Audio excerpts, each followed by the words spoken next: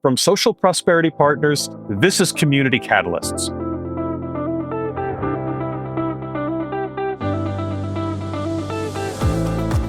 Welcome to Community Catalysts, the podcast that explores the qualities of community leadership and the many paths it can take. I'm your host, Matt Lehrman. Each week, we invite local leaders to share the hard-earned lessons of their leadership journey so others can learn, be inspired, and grow.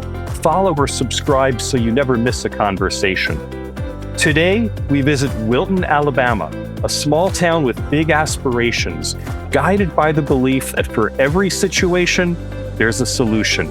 At the helm is Mayor Deborah Hudson, a lifelong Wilton resident who, in a case of be careful what you wish for, stepped into leadership on February 13th, 2023, shortly after the previous mayor and key staff had resigned.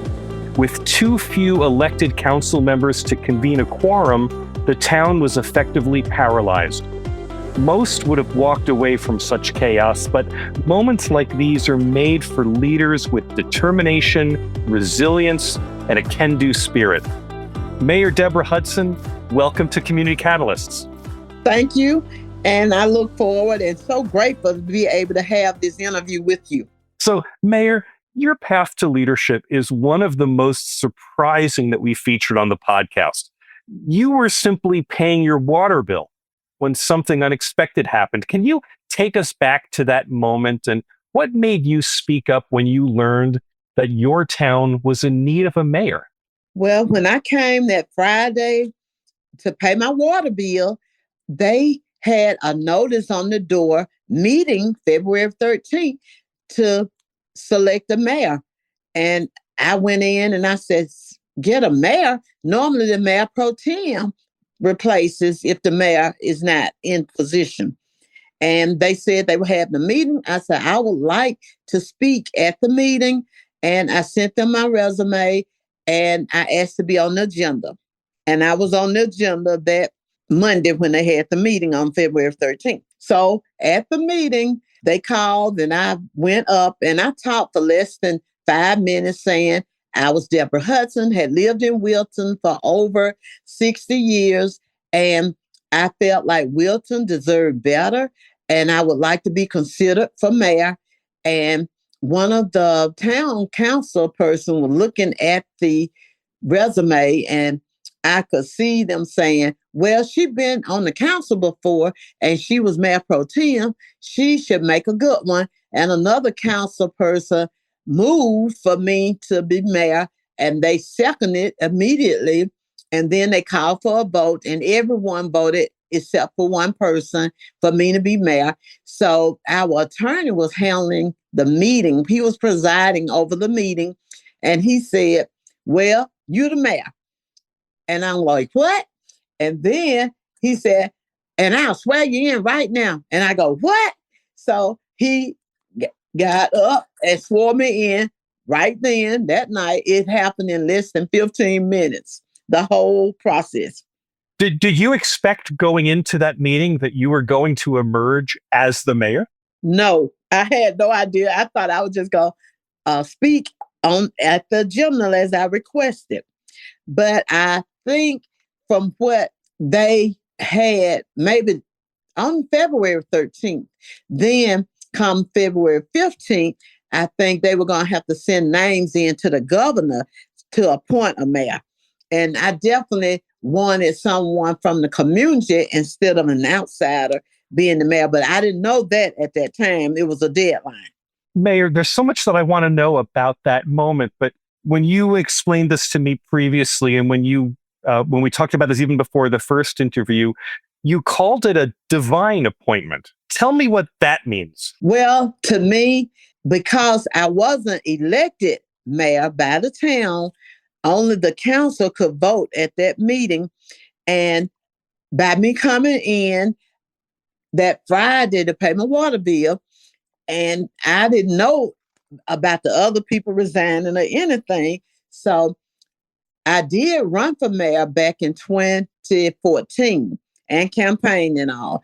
And by the council voted me in as quickly as they did, I felt like it was a divine appointment for me to serve as mayor because I know I love the town of Wilton and I want Wilton to remain a town. We're a small town with great potential. And I believe that the town of Wilton can be an example for the entire world when you come together and work together. And I'm here to serve the entire town of Wilton and all of mankind. What an incredible story. So you were not an unknown commodity in the town. You said you've served on the council before. You had run for mayor almost a decade earlier. So when you went to speak at that council meeting, were the people who were on council were they already your friends? Like, did they already know you so well that it was just obvious that at least from their perspective, that you were going to be appointed to the position? No, most of the people, we have a 5-member council, and I know 2 of them, but most of the ones on the council I did not know. So let's understand exactly what was going on here. And I'm not looking to go too deep into the history here, but at the time that you stepped up, I understand there was some turmoil. The previous mayor, the town clerk, a utility clerk, 2 of 3 utility workers, and 2 other council members had all resigned in the couple of months before February of 2023. What was the state of the town when you took the reins as mayor? Well, as I mentioned, prior to 2 of the council people resigning, they had one vacant position where someone else had already previously resigned. But in December of 2022, I was at the meeting, and when I wanted to say I wanted to be mayor, no, that was even before that meeting. They had a meeting with the railroad, Norfolk Southern here, have a depot here in Wilton. So at that meeting that I was attending, they were discussing some plans for Wilton with one vacant seat already. Then another, I said, well, the mayor pro tem always take over. So the mayor pro tem stood up and said they were resigning effective tonight, and they left. I'm up on the council platform, and I'm like, what? And so then this was a different meeting than February 13th. So then I thought, I said, oh, I just got up and left, before the meeting was over. And then I heard another council person resign. So that's why they had so few council people. So with not enough council people to have a council meeting, the town clerk had resigned, utility clerk had resigned, and so our town attorney was handling the meeting. So then that's when they had to notice about February 13th, but I didn't know all this other than one person resigned while I was there. So yes, the town was in complete turmoil because we're a small town, but when you have the grass cutter is the only person that stayed. The water operator and the grade level 2, they had resigned as well. So the grass cutter started working as a utility person, and he was the only one in the town. And they needed a town clerk, a utility clerk, and one of the council people, they were helping in the office. So we just wanted the office to stay open. Mayor, I guess the question I have for you is, had something happened in the town that had caused all of that turnover to happen all at once? And is that something that we can talk about?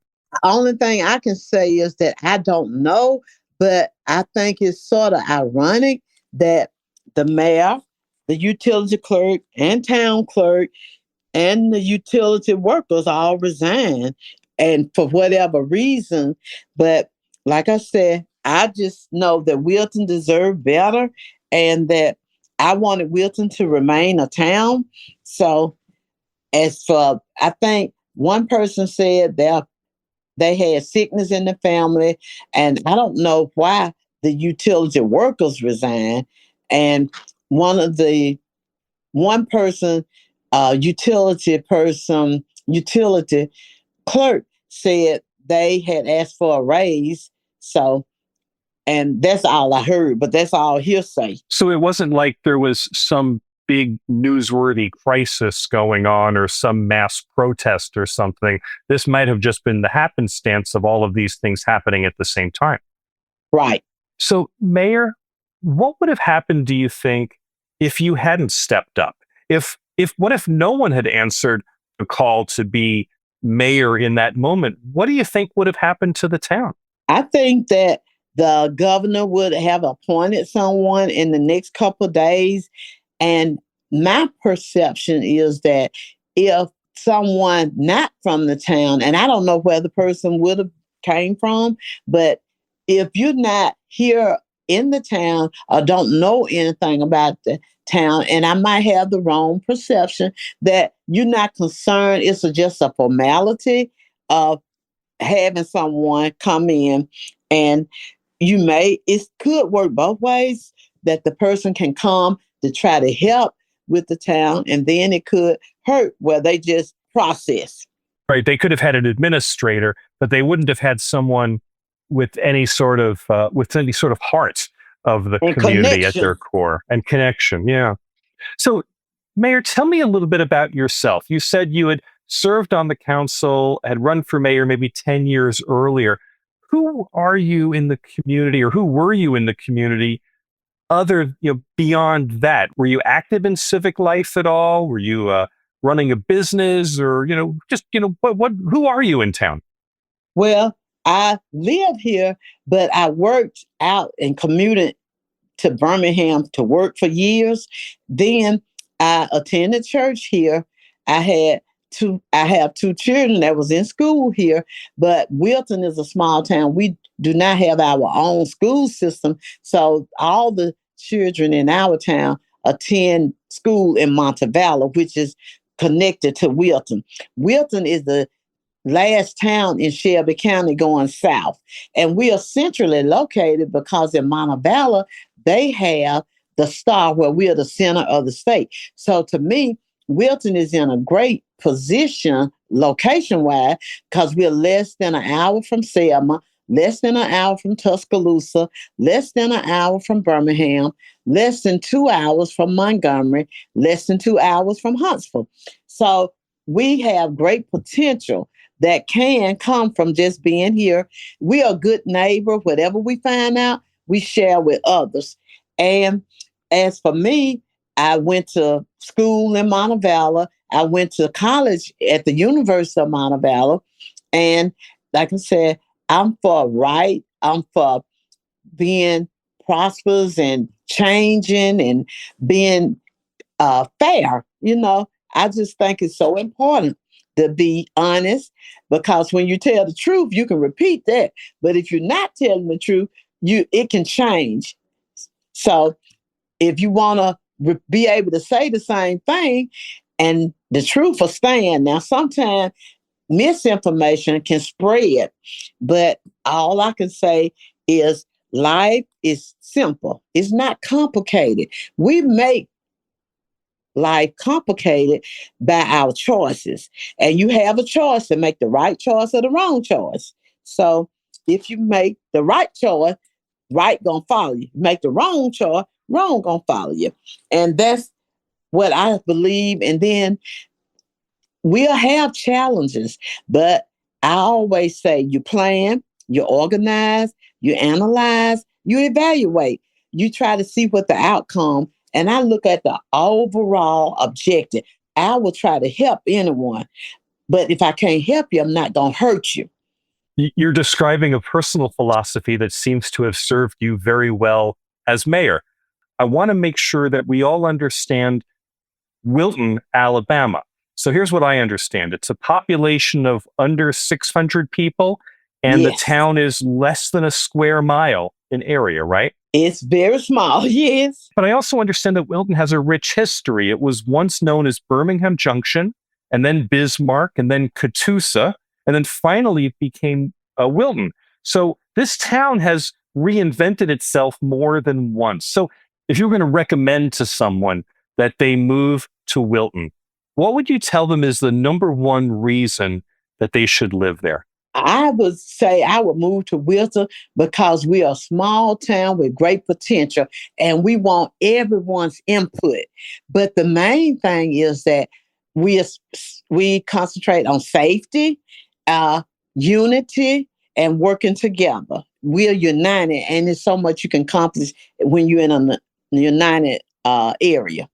Are you saying it's a friendly community? There's a good quality of life, and people who live here, we're in it together. We're in it together to make our community a wonderful place for all of us to live. Yes.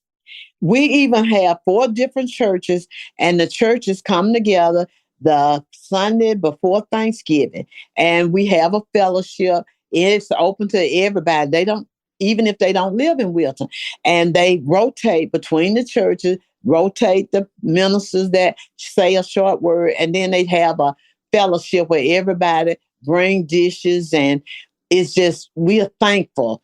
Then in December, one of the churches have uh, this walk through the Bible, the Christmas story. And people come from out of state to it because it's amazing. It just show you the whole process. And if you come, you're gonna always come back. And it's friendly. Mayor, how have you been embraced by the community as you became mayor? At some point, people in the community began to recognize that you were the mayor and they saw the job that you were doing. How were you welcomed and supported? How did you gain support as an appointed mayor? Well, everyone in the town does not support me, and I understand that, but I'm going to support everyone, you know. And then when I first became mayor, we have very few businesses in here, but I went to the businesses that we have and I wrote them a thank you card saying, we thank you for having a business in Wilton. And I am the mayor. And I introduced myself to each one and said, we here to serve you. What can we do for you? And so the businesses know. And then I also said, we need to have town meetings. We haven't had them, but we have a schedule of, we wanted to do a quarterly town meeting. Now, our council meet once a month. The first Tuesday of the month, we'll have council meeting tomorrow. And we try to involve everyone. We have to put up the notice about the meeting. So it's open. We have a policy. If you want to talk at the council meeting, we have a form that you fill out 10 days prior to be on the agenda. And if we have the information you want to discuss, that give us time to get the information and be prepared to give it to you. So we respect, and I've learned that when we ask people if you would like to have something to say, just people that show up, I said, well, I respect what you say. And I've learned from past, because a lot of time, whatever you say, people are turning around. So I just said, from now on, I will only say, I respect what you say, and I expect you to respect my comment as right now, I have no comments, but I will get back with you. And that eliminates all the negative because the only thing I'm going to accept is your comments. And I have no comment other than I'll get back with you. I'm curious if you have a thought about the politics of a 600-person community versus a community with, I don't know, 60,000 people or 600,000 people.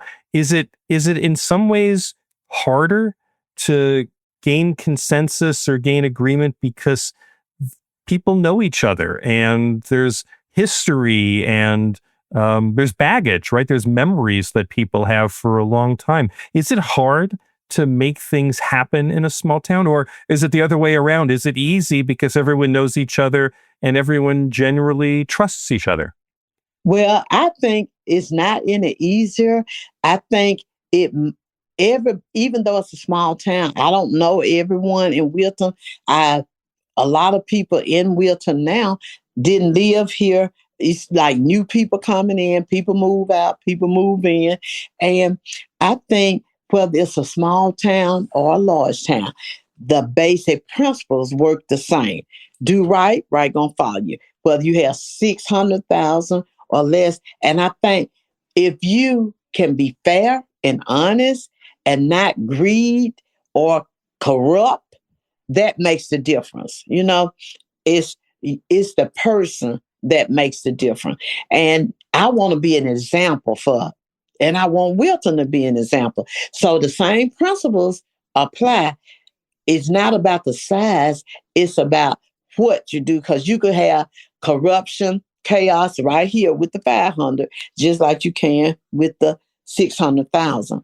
But if you obey the rules and regulations that's already established, I don't have to make the rules. I have to follow the rules that's in place. Now, sometimes you have to update information, and as a town, you have your own ordinances that you can do for your town, but then you have some standards, just like the right of ways. It should be the same. Some of the items will be universal and some not. So I just say it's the choices you make. So, Mayor, since taking office, I understand you've led Wilton to its first ever grant, something that neighboring towns had already achieved. Tell us about the grant. How did it come about, and what does it mean for your vision of the future of Wilton? Well, most of all the towns in Shelby County and municipalities, they all had a park pavilion. Wilton didn't have one. So anything I see that can help the town. So I applied for a grant and we received the grant. So now we have a pavilion and a restroom in the park where we never had that before. Then also I saw a Ruby Bridges grant. We did not focus on diversity or inclusion. We focused on education, awareness, stop the bullying, and being kind. Because people won't know if you don't teach them. And it was many people that never heard of Ruby Bridges before. So we educated some, and we had a balloon release. We had report of telling a summary of what Ruby Bridge, who and what who, when, what about, and a handout. We made some bookmark. We tried to get the schools to let us do a walk because all three schools have a large lawn, but we couldn't get into the schools to support us. So, like I said, for every situation, it's a solution. So I don't stop until I get the results I need. When you try this and it don't work, then you go to the next idea and the next idea till you get where you want to get. So the Parnell Library, they had a Black History program. They asked us to come, and then they already put us on their calendar for next year. November 14th, they actually celebrate Ruby Bridges nationally. So they put us down for a program November 14th of 2026. And so we plan to do that. And like I said, we try to do partnerships with not just here.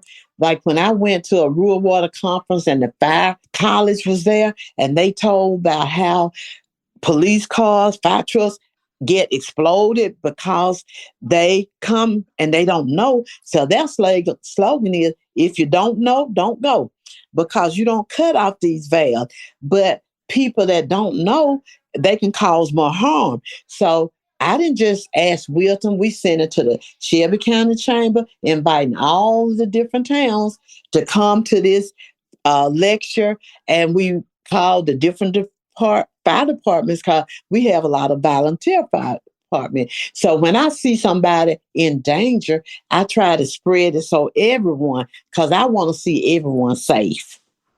Mayor, you pointed out to me that one of your priorities as mayor was not just reaching out locally, but reaching out at the county, state, and national levels. And I'm really interested in this. What have you learned about what it takes to lead a community at a bigger scale? That is, what have you learned about projecting Wilton to the powers that be at higher levels? And why does that matter so much to a small town? The thing about it is, even though we are a small town, we still have to follow the state rules, the national rules. And when we had a federal judge here in Wilton that passed at the age of 96. So that was during COVID, and they didn't have a celebration of life. But when they had the celebration of life, I was asked to speak as a friend of the family and as the mayor, welcoming from the mayor. So when I spoke, they had people from different states and outside of the United States. It was from Spain. So they had several people there from Spain. So I told that our state of the communities, which happened the same next week almost after I became mayor, I told them that Wilton would be known all those different levels because we're a small town, but we still involved in all the levels. So the people from Spain made us be international. So the chamber president, he said, well, next time I'll introduce you as International Mayor Wilton. So the next year, he said, well, we have the International Mayor Wilton, and they invite all the towns and municipalities in Shelby County to come and do their State of the Communities address. So I said, well, thank you. Sometime they'll go from A to Z, and then the next year they go from Z to A, to rotate it. So this year I went and I was the last. So I just went up and said, he said, the international mayor. And I said, well, thank you for saving the best for last. And so I went on and I spoke and I enjoy life. And I think you can choose to be joyful or sad. I don't take anxiety. I don't accept anxiety or depression because I feel you have a choice. And you can learn, like right now, I was so motivated yesterday by a message I had. I said, intentionally, you got to be intentionally positive and know the words you speak. Okay, so I'm intentionally, and I think, like even Wilton, we have historical buildings that need work, but I want to see us continue to have movies in the park, have seminars and different type of training for anybody that want to learn. It's important to learn, and knowledge makes a big difference. Mayor, we're getting to the end of our conversation, and I'm really curious to ask you, we're obviously in a time of political division and economic uncertainty. There's a lot of stuff going on. What have you learned in your time as mayor now about the kind of leadership that's needed at a local level when so much national politics is going on? And what have you learned, and what do you hope other leaders might take from your experience and apply in their own communities? Unity works. All I can say, when it comes to division, subtraction, confusion, it is not of God. But multiplication, addition, it is, and unity is from God. And because some people say it's not of heaven, not of hell, but I believe it is. And this world here is temporary, but permanent is eternity. And you have two places you're going, either heaven or hell, and it's going to be there because of what you did or didn't do. So me, I'm not of this world, but I'm in this world, and I want to be an example. I want to be a light. And I do know that back in the Old Testament, when they were trying to build that temple to Baal, the God himself had to come down and stop them because they were on their way because they were united. So being united makes a difference. You can accomplish everything that you want to if you put your mind to it. And like I mentioned to you, you'll have challenges. You might have sickness, but you can choose to accept that stuff or change it and do something about it. So I'm a change maker. You are indeed. Mayor Deborah Hudson, thank you again so much for this conversation. It's really been wonderful visiting with you and getting to know you. I'm so grateful. And I just want to thank you because I heard you last year and I heard you today. And I've been on some of your calls, and I just think it's awesome. And I feel like you have something inside of you that you are showing and making a difference in the world. And I'm all for that. So you're going to continue to see me on your classes. Mayor, thank you so much. Thank you. And again, Thank you to my guest, Mayor Deborah Hudson of Wilton, Alabama. Upon reflection, one takeaway from today's conversation is this: leadership isn't about waiting for calm. It's about bringing calm to the storm. Mayor Hudson stepped into office during a time of crisis and uncertainty, leading with care and optimism and, most of all, determination. Her story shows that even in the hardest moments, steady leadership and a can-do spirit can move a community forward. If you enjoyed this episode, please rate and review it on Apple Podcasts or wherever you listen. Your feedback helps others discover the show. And don't forget to follow or subscribe so you never miss what's next. This episode was edited by Nick Living the Dream Tantillo. I'm Matt Lehrman of Social Prosperity Partners. If you have a question or a comment about today's topic, I'd love to hear from you. Reach me at 602-688-2724 or Matt, M-A-T-T, at socialprosperity.us. If your own journey to leadership holds lessons from which others could learn, I hope you'll consider sharing it. Click the podcast guest link in the show notes. I'm always looking for voices that inspire, offer insight, and help illuminate what local leadership is all about. Thanks for listening. We'll be back soon with another Community Catalyst.